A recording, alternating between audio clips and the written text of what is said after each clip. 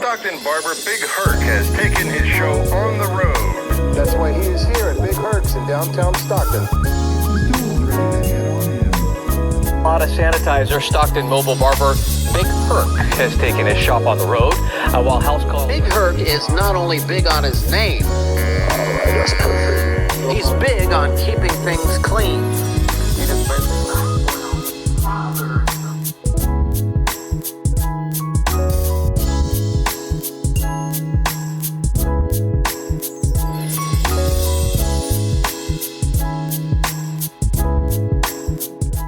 You know, I'll be eating some real food, you know, and she'll cook because she used to cook for the rest homes, you know, not, you know, she used to cook in portions. And so I'm like, baby, put some meat in it, you know, but,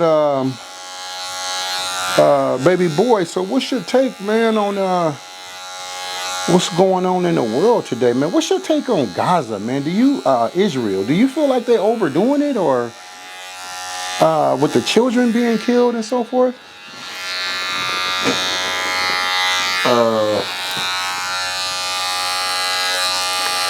Do I feel like Israel is overdoing it? Yeah. I mean, that's just in their war on Hamas. Yes, I'm sorry. Forgive me, man. I'm sorry. Forgive me. You got it.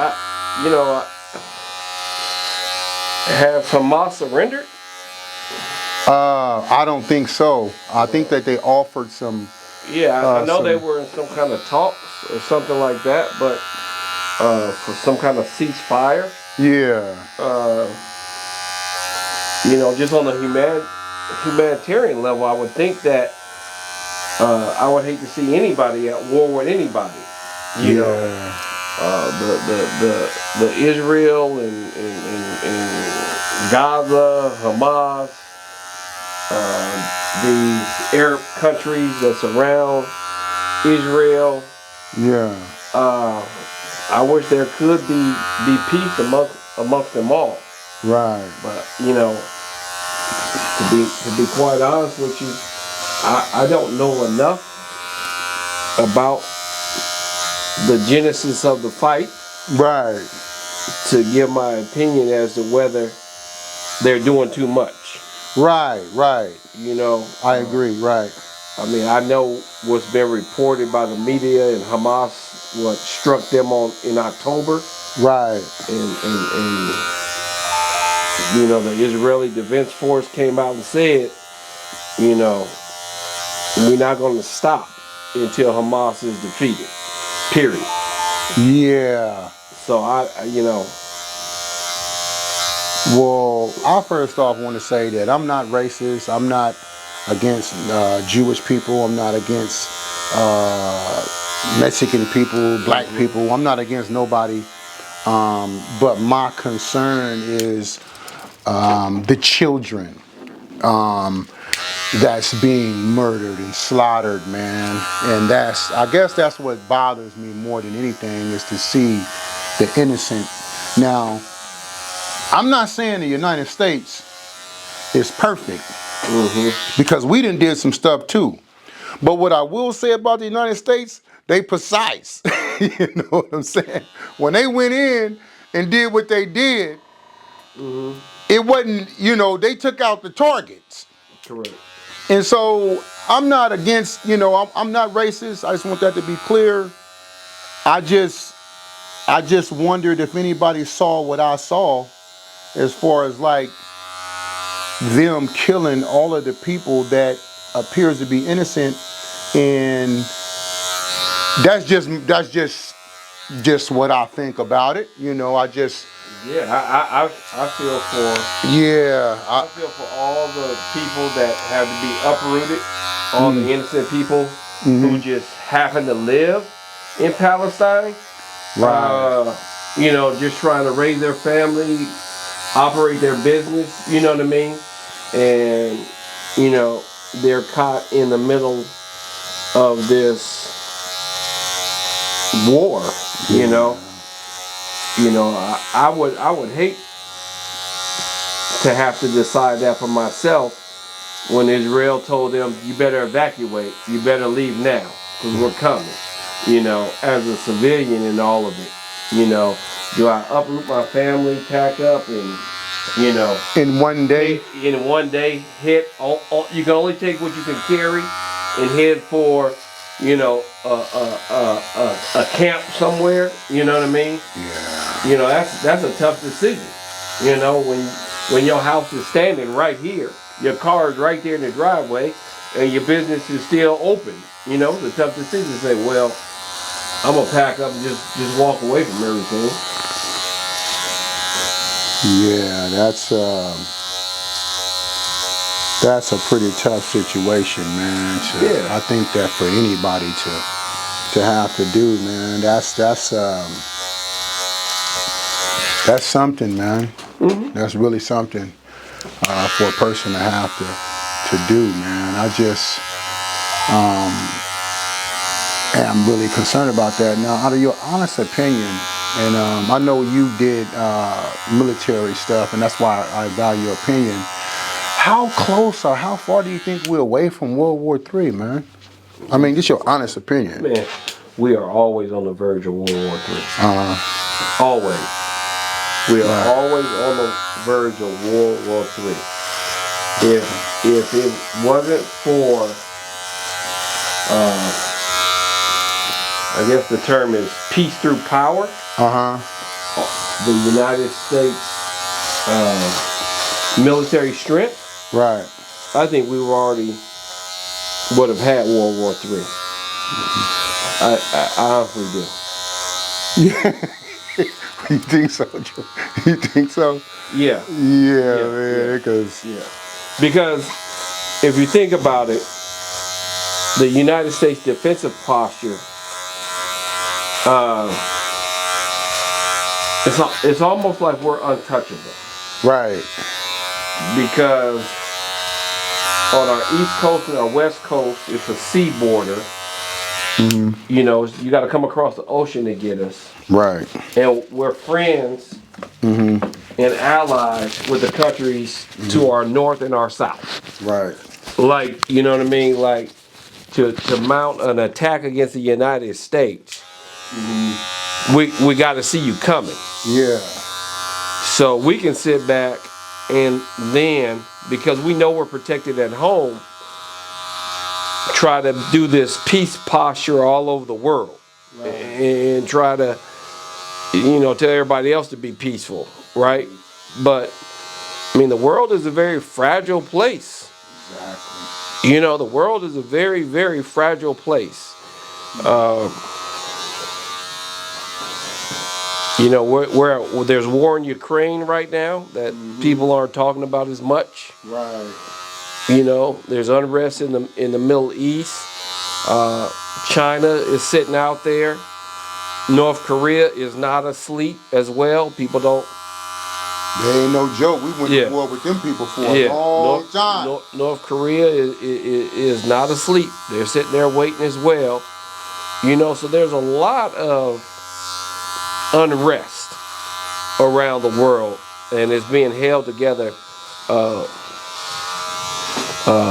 very delicately by the United Nations and some other forces. But yeah, I think we're always on the verge of a world war. So on this situation that they're getting ready to basically try to get rid of another Speaker of the House.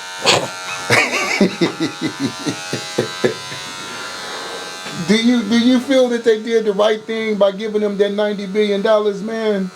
I mean, there is no right or wrong answer because what's done is done, but what's your take on that, Dre? I mean, the United States doesn't seem to be in the best of mental and physical condition right now. What's your take on that? I think that's a broad question that you're asking. Exactly. That's why I asked. You know, we're gonna talk about the House of Representatives. We're gonna talk about foreign aid, or you know, you want to talk about the stability of the U.S. political process. That's a broad conversation. Let me see if I can narrow it down a little bit.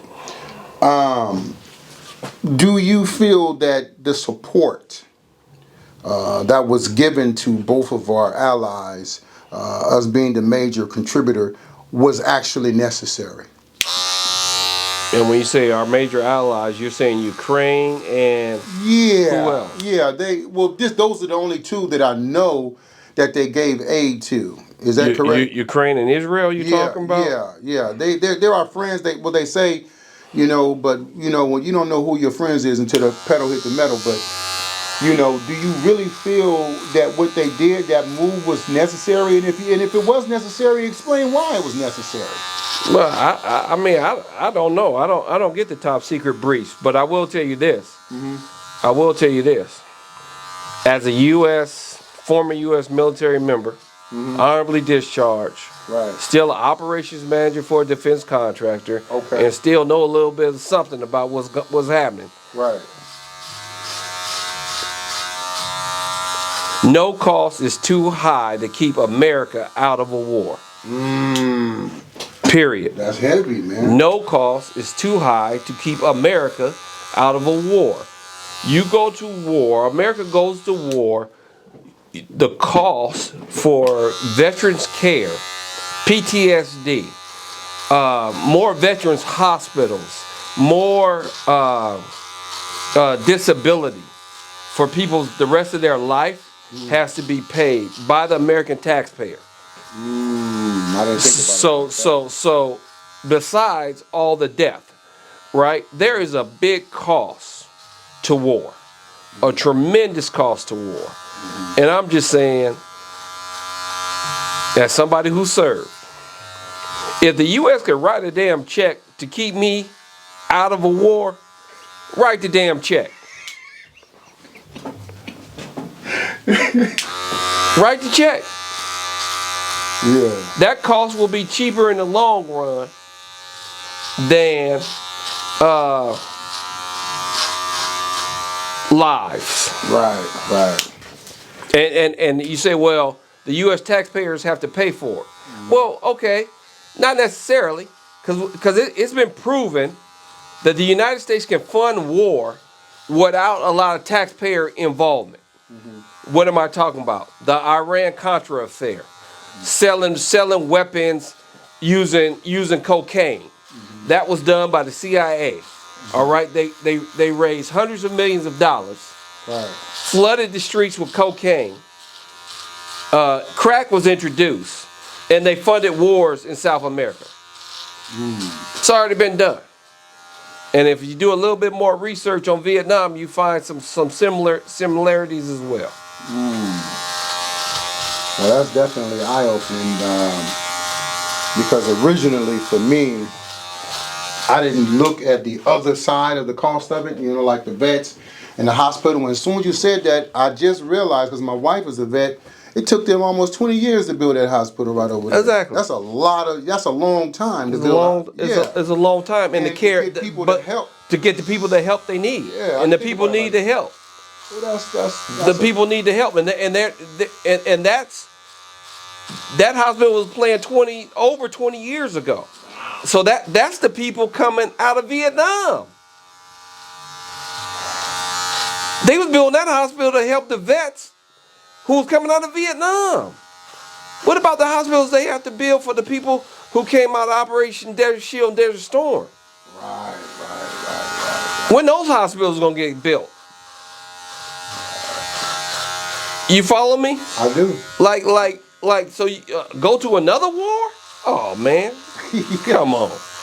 Well, man, that's why I'm asking you, man, because Man, a lot of us. give them the money. Give them, I don't care how much money you think it is. Give them the money and keep U.S. Fighting men alive. Period. Honest answer. So basically, what I'm gathering is that if we wouldn't have did what we did as far as helping them, that they could possibly be overthrown, and then they'll be looking at us next. Is that what the? Well, What I'm getting? well, okay. So let's just take Russia, Ukraine, right? I'm not no Eastern European scholar, right? Got you. But I do know this. I do know this is going to involve NATO, and I know we're the major contributor to NATO, right? So if Russia does not want a NATO country on its border, and they're afraid of Ukraine going to NATO. All right. So it's a much bigger world picture than what you see now. All right. It's a much bigger world picture. Is the world safer with Russia bringing back the Soviet Union? Or is the world safer with Russia just being an isolated country? Because a whole lot of lives were lost and a whole bunch of money was spent to break up the Soviet bloc. Yeah, I remember when we was kids, we used to say, the Russians is coming, the Russians is coming. Did y'all used to say that too? I'm just telling you. The Russians is coming, the Russians is coming. We take off running. I'm just telling you. Okay? Right. Like that threat is always there. The threat is there. There is an aggressor who always for the United States, they just can't figure out how to get us. Do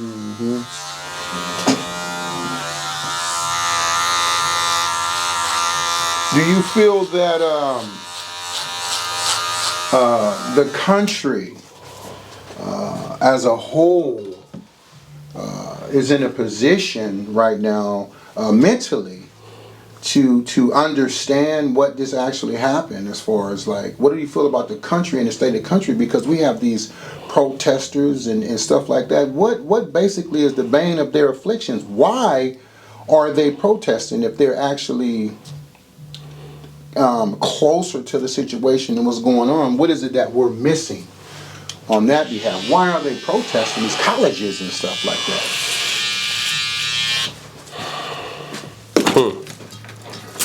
Because it's got to be something. All right. It's like 50 colleges. Is it about 50 universities? I don't know. Okay. Yeah. I don't know how many universities. I don't know. Yeah, man. I do know that 5 or 6 colleges been on the news recently with all these protests against Israel to say in their war against Hamas, right, and quit killing innocent Palestinian children, right, free Gaza. It was a global map is what I saw. That's why I said. Yeah. I watched when I watched my locals here, but I watched a global and they had, how they do the little spots, and it was a lot of them. I wouldn't doubt that. A college campus is a place, and universities, that's the place where you're supposed to have debate. Oh, okay. That's the place where you're supposed to learn how to intellectually look at a situation and then be able to come to some kind of communication as to how to end that situation, right? So if we're sending our best and our brightest to college, there should be some discourse on college campuses when somebody feels something's not right. Right. Okay? So how do I feel about them? I think they're doing what they got sent to college to do, expand their mind and, figure this stuff out. Now, protest is legal. Yeah. But this is a nation of laws. And when you're being told that you're unlawfully assembling, now that's something different, right? You have the right to protest, right? But you have to do it legally. You can't, unlawfully gather and then protest, right? That causes problems. And they said it was a lot of people that didn't actually even go to the college. Yeah, but they're looking for to have their voice heard, right? So, if this is your fight or your argument, and you hear, well, my voice can be heard if I can go up here to this college and join in, with this protest. So that's what people will do. I think this is America. You have the right to, say what you want to say, but you have to do it legally. Yeah, man. And trust me, it's through these protests and it's through hearing all the sides of the argument that you can come to a reasonable, intelligent, informed decision for yourself. Right. Maybe something is being said that you never heard that's going on. Right? That the media isn't feeding you. Right? So yeah, I don't have nothing against people, protesting war. Hell, I don't like war. Hell, I live in Stockton, California. There's wars on the street right now. I don't like living in a war zone. Yeah, that's true.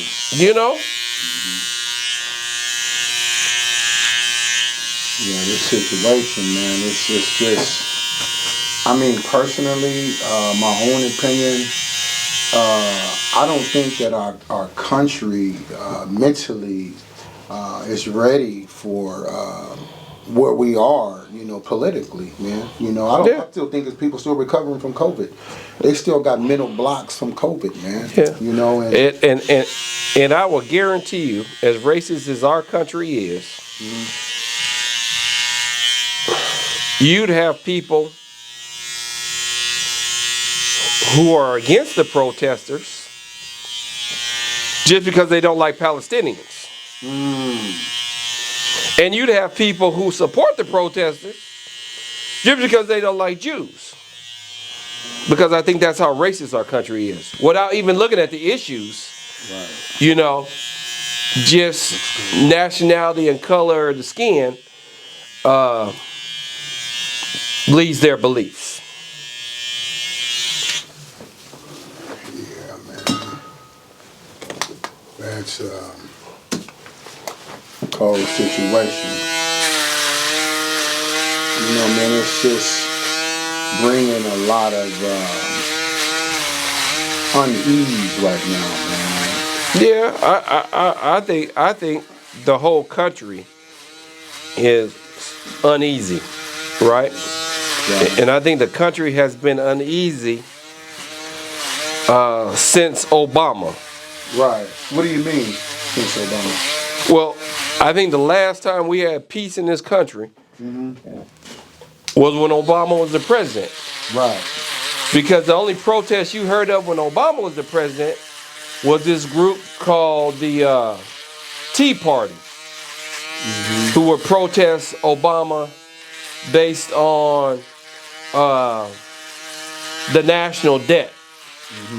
Right? Our national debt was exploding. Right. And then after Obama came out of office, you never heard of the Tea Party again.